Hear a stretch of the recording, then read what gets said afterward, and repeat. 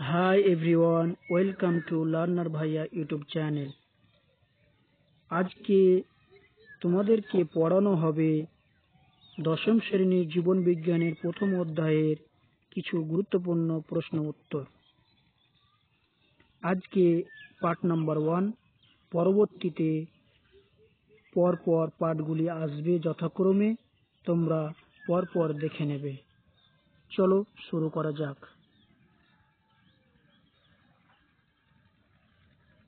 প্রথম প্রশ্ন, নিচের কোনটি বাহ্যিক উদ্দীপক? অপশনগুলি দেওয়া আছে: আলো, শব্দ, তাপ, উপরের সবটি। আমরা যদি বইটা ঠিক করে পড়ে থাকি তাহলে আমরা ইজিলি অ্যান্সারটা করতে পারবো। আলো একটা বাহ্যিক উদ্দীপক, শব্দ একটা বাহ্যিক উদ্দীপক, তাপ একটা বাহ্যিক উদ্দীপক। তাহলে সবটি হয়ে যাচ্ছে বাহ্যিক উদ্দীপক। তার মানে কারেক্ট অ্যান্সার হচ্ছে ডি। আর এই কোশ্চেনগুলির অ্যান্সার তোমাদের পিডিএফ এর কর্নারে প্রত্যেকটা টাইপ করে লেখা আছে, তোমাদের সুবিধার্থের জন্য তোমরা দেখে নেবে ওখান থেকেও।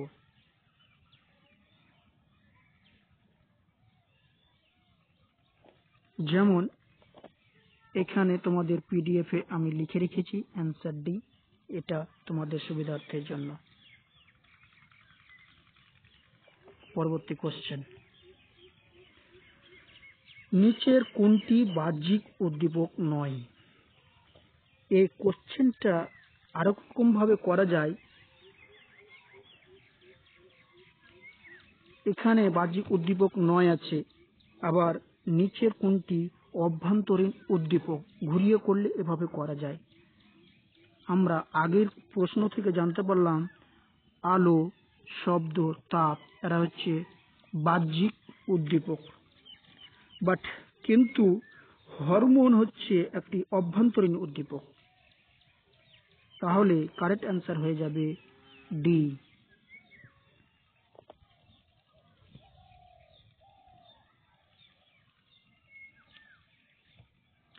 পরবর্তী কোশ্চেন, বিজ্ঞানী আচার্য জগদীশ চন্দ্র বসু প্রমাণ করেন যে উদ্ভিদেরও প্রাণ আছে, উদ্দীপনা প্রয়োগে উদ্ভিদ প্রতিক্রিয়া সৃষ্টি করে, এবং সি উভয়ই অর্থাৎ এ এবং বি অপশন দুটি কারেক্ট, এবং ডি হচ্ছে কোনটি নয়।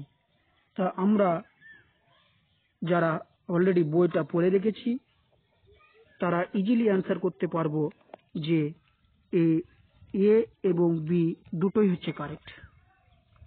কারণ তিনি পরীক্ষার মাধ্যমে ওটাই প্রমাণ করেছিলেন যে উদ্ভিদেরও প্রাণ আছে এবং তারা বিভিন্ন উদ্দীপনা প্রয়োগে তারা প্রতিক্রিয়া সৃষ্টি করে। তাহলে অ্যান্সার হয়ে যাবে সি।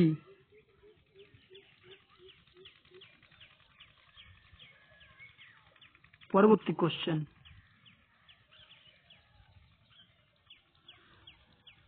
আচার্য জগদীশ চন্দ্র বসু তার পরীক্ষায় কি কি যন্ত্র ব্যবহার করেছিলেন? অপশনগুলি দেখতে পাচ্ছ সবাই: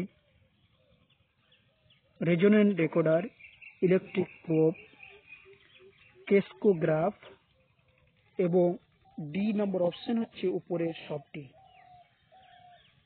তিনি তার পরীক্ষায় উপরের তিনটি যন্ত্র ব্যবহার করেছিলেন। তাহলে কারেক্ট অ্যান্সার হবে ডি।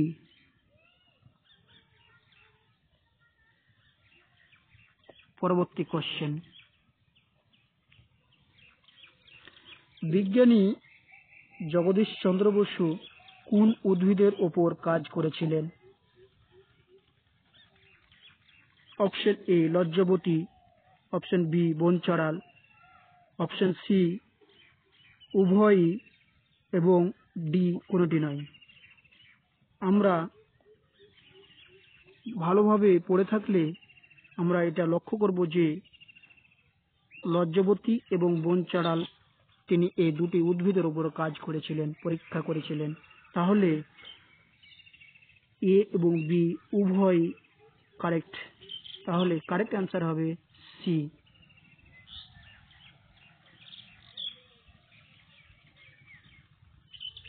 পরবর্তী কোশ্চেন,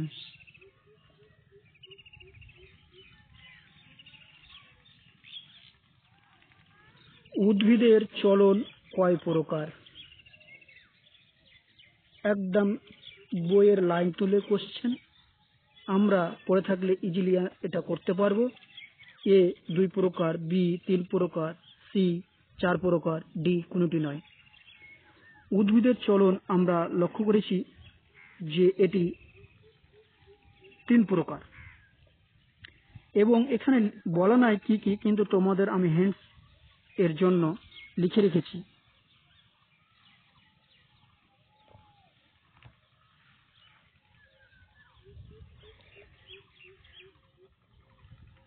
উদ্ভিদের চলন কয় প্রকার হলো? 3 প্রকার। তার মানে কারেক্ট অ্যান্সার হচ্ছে বি। তোমাদের প্রিন্টেড করে দিয়ে দিয়েছি এবং তোমাদের হিন্টস আকারে লিখেছি, যে যাতে তোমাদের কোশ্চেন করার সময় কোনো অসুবিধা না হয় বা বই দেখতে না হয়। 3 প্রকার কি কি? আবিষ্ট চলন বা ট্যাকটিক চলন, ট্রপিক চলন, ন্যাস্টিক চলন বা ব্যাপ্তিক চলন। তোমাদের বই থেকে সম্পূর্ণ কোশ্চেন। পরবর্তী কোশ্চেন, ট্রপিক চলন কয় প্রকার? এ 2 প্রকার, বি 3 প্রকার, সি 4 প্রকার, ডি কোনোটি নয়। তাহলে আমরা ট্রপিক চলনকে যদি লক্ষ্য করি, এটি হচ্ছে 3 প্রকার। তার মানে অপশন বি হচ্ছে কারেক্ট।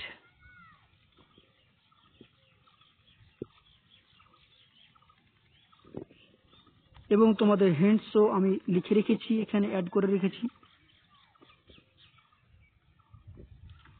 অ্যান্সার বি, তার মানে 3 প্রকার। 3 প্রকার কি কি আমরা জেনে নিই। 3 প্রকার হচ্ছে ফটোট্রপিক, হাইড্রোট্রপিক, জিওট্রপিক। তোমরা বইয়ে একটু ডিটেলসে দেখে নেবে, আমি তোমাদের হিন্টস দেওয়ার জন্য সাইডে ওটা জাস্ট লিখে রেখেছি। পরবর্তী কোশ্চেন হলো, ন্যাস্টিক চলন কয় প্রকার? 1 প্রকার, 2 প্রকার, 3 প্রকার, 4 প্রকার। এখানে আমরা লক্ষ্য করলে দেখতে পাবো যে ন্যাস্টিক চলন হচ্ছে 4 প্রকার। 4 প্রকার, তার মানে অ্যান্সার হবে ডি। অ্যান্সার হবে ডি, 4 প্রকার। 4 প্রকার কি কি আমরা একটা হিন্টস অ্যাড করে রেখেছি, দেখে নিতে পারো। 4 প্রকার হলো, প্রথমে হচ্ছে ফটোন্যাস্টিক, থার্মোন্যাস্টিক, সিসমোন্যাস্টিক, কেমোন্যাস্টিক। একদম পরপর তোমাদের বই থেকেই কপি করা, তোমরা দেখে নিতে পারো। তোমাদের সাহায্যের জন্য, হেল্পের জন্য আমি এটা হিন্টস আকারে লিখে রেখেছি। পরবর্তী কোশ্চেন হলো, উদ্দীপকের তীব্রতা দ্বারা নিয়ন্ত্রিত হয় কোন চলন? এটা ভেরি ভেরি ইম্পর্টেন্ট কোশ্চেন। যারা বুঝে এবং ভালো করে বই পড়বে তারাই একমাত্র এটা অ্যান্সার দিতে পারবে। অপশন এ আবিষ্ট চলন, অপশন বি ট্রপিক চলন, অপশন সি ন্যাস্টিক চলন এবং অপশন ডি সবটি। তাহলে এটা আমরা যদি সংজ্ঞাটা ভালো করে মনে রাখতে পারি তাহলে এটা অ্যান্সার করতে পারবো। এটার অ্যান্সার হবে সি, উদ্দীপকের তীব্রতা দ্বারা নিয়ন্ত্রিত হয় ন্যাস্টিক চলন।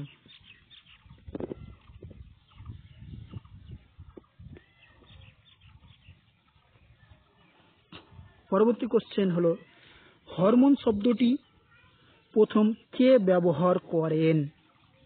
এ অপশন বেলিস ও Starling, B option Charles Darwin, C option বিজ্ঞানী ভেন্ট এবং ডি অপশন উপরে কেউ নয়। তাহলে আমরা বই পড়লে আমরা বুঝতে পারবো যে এটার কারেক্ট অ্যান্সার হবে এ, বেলিস ও স্টার্লিং।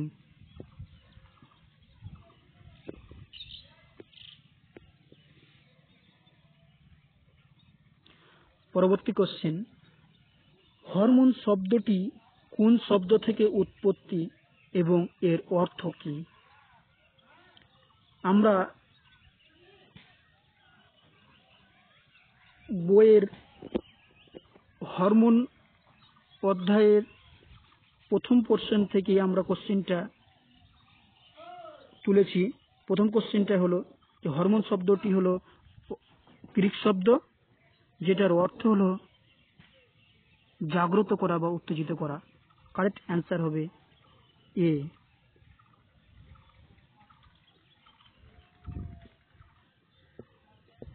তোমাদের সুবিধার্থের জন্য আমি এটা প্রিন্টেড ফর্মেও লিখে রেখেছি। পরবর্তী কোশ্চেন, অক্সিন নামক হরমোনটি কে আবিষ্কার করেন? অপশন এ বিজ্ঞানী Went, option B Charles Darwin, option C উভয়ই, অপশন ডি কেউ নয়। এখানে কারেক্ট অ্যান্সার হবে বিজ্ঞানী ভেন্ট, অপশন নাম্বার এ।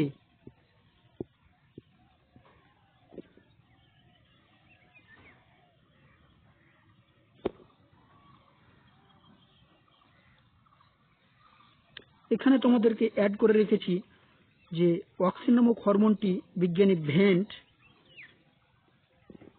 আবিষ্কার করেছিলেন কোথা থেকে? আবিষ্কার করেছিলেন জও নামক উদ্ভিদ থেকে। ভেরি ভেরি ইম্পর্টেন্ট, এখান থেকেও একটা কোশ্চেন হতে পারে, কোন উদ্ভিদ থেকে তিনি আবিষ্কার করেছিলেন প্রথম এই অক্সিন নামক হরমোন। তোমাদেরকে সেটা অ্যাড করে রেখেছি আমি হিন্টস আকারে, দেখে নিতে পারো। পরবর্তী কোশ্চেন, হরমোন কোথা থেকে নিঃসৃত হয়?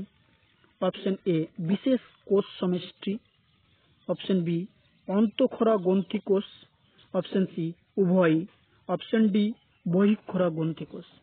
আমরা এমনি এটা লক্ষ্য করলেই সবাই হয়তো ব্লাইন্ডলি এটা কিছু কোশ্চেন ভালোভাবে না বুঝেই অপশন বি অ্যান্সার করে দিবে, কিন্তু এটা অপশন বি অ্যান্সার করলে ভুল হয়ে যাবে। কেন? আমি তোমাদের এই কোশ্চেনটা সংজ্ঞা থেকে করেছি, হরমোনের সংজ্ঞা থেকে। অপশন এ হচ্ছে বিশেষ কোষ সমষ্টি, এটাও ঠিক, আর অপশন বি অন্তঃক্ষরা গ্রন্থি কোষ, এটাও ঠিক। তার মানে এ এবং বি দুটোই ঠিক আছে। তার মানে কারেক্ট অ্যান্সার হবে সি।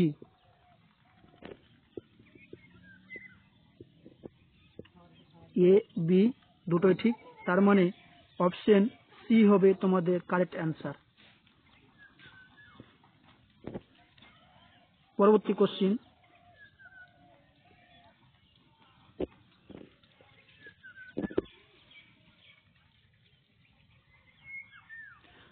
কোশ্চেন, উদ্ভিদের হরমোনের প্রধান উৎস কি?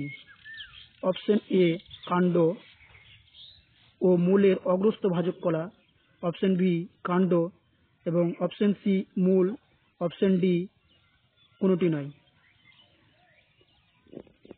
তোমরা বইটা ভালো করে পড়ে থাকলে তোমরা ইজিলি অ্যান্সার করতে পারবে এটার, যে হরমোনের প্রধান উৎস হলো কাণ্ড ও মূলের অগ্রস্থ ভাজক কলা, যেটাকে মেরিস্টেম টিস্যু বলা হয়। Apical meristems, shoot apical meristems and root apical meristem. তোমরা এটা পরবর্তীতে গিয়ে পড়বে যখন তোমরা সায়েন্স নেবে, এবং এখন তোমাদের এটাই যথেষ্ট। পরবর্তী কোশ্চেন, উদ্ভিদ হরমোন কয় প্রকার? এ 2 প্রকার, বি 3 প্রকার, সি 4 প্রকার, ডি কোনোটি নয়। কারেক্ট অ্যান্সার হবে 3 প্রকার। তার মানে অপশন বি হচ্ছে কারেক্ট অ্যান্সার।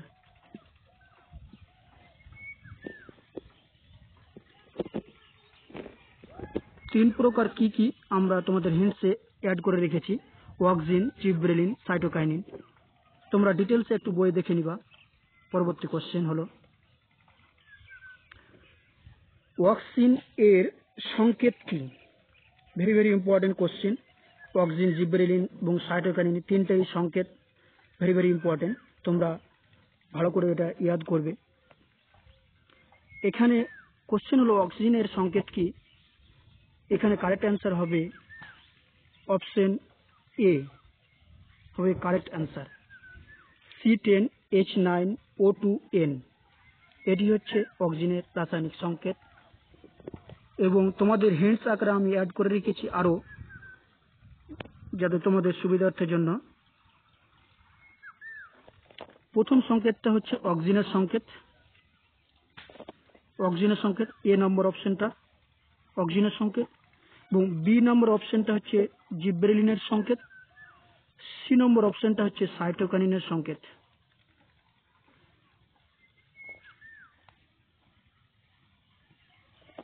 পরবর্তী কোশ্চেনটি হলো, অক্সিজেন এর রাসায়নিক নাম কি? এই হরমোন থেকে যে কোশ্চেনগুলি আছে সেগুলো ভেরি ইম্পর্টেন্ট কোশ্চেন, তোমরা ভালো করে ইয়াদ করে নিবা। রাসায়নিক নাম হলো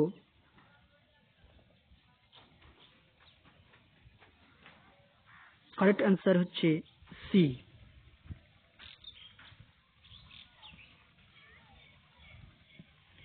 ইন্ডোল অ্যাসিটিক অ্যাসিড। এবং বাকি যে অপশনগুলো আছে, বাকি অপশনগুলোর ফুল ফর্মও তোমাদের জিজ্ঞাসা করতে পারে, সেগুলোও তোমরা ইয়াদ করে নিবে। তোমাদের সুবিধার্থের জন্য আমি হিন্টস আকারে অ্যাড করে রেখেছি, সব দেখে নিতে পারো। অ্যান্সার হচ্ছে তোমার সি, ইন্ডোল অ্যাসিটিক অ্যাসিড রাসায়নিক নাম। এবং বাকি অপশনগুলোর ফুল ফর্ম যেমন IPA indole propionic acid, NAA naphthalene acetic acid.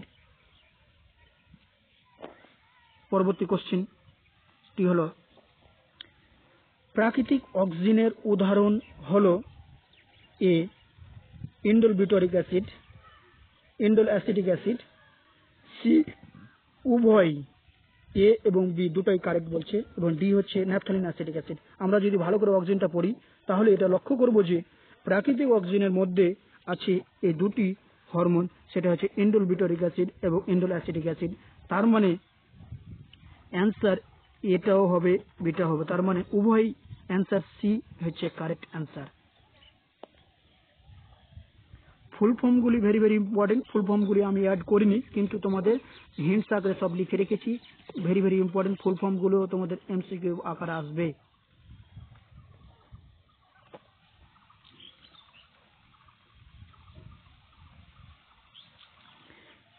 এখানে পরবর্তী কোশ্চেনটি হলো, কৃত্রিম অক্সিজেন এর উদাহরণ কি?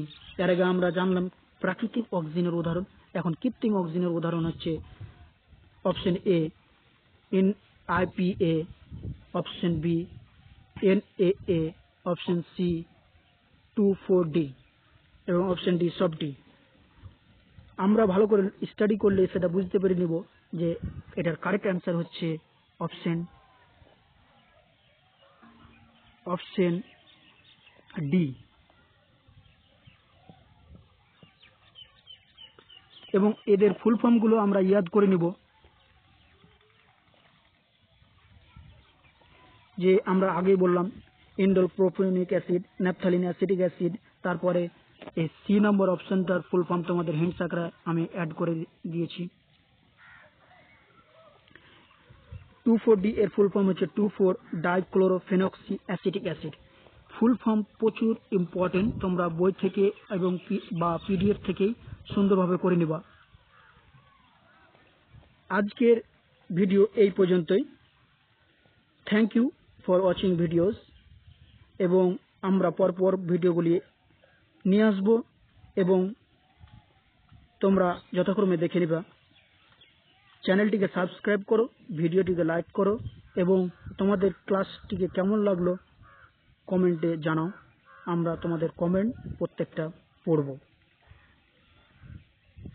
আশা করি এর পরবর্তী ক্লাসটা এর থেকে আরো ভালো এবং মজাদার হবে। Thank you.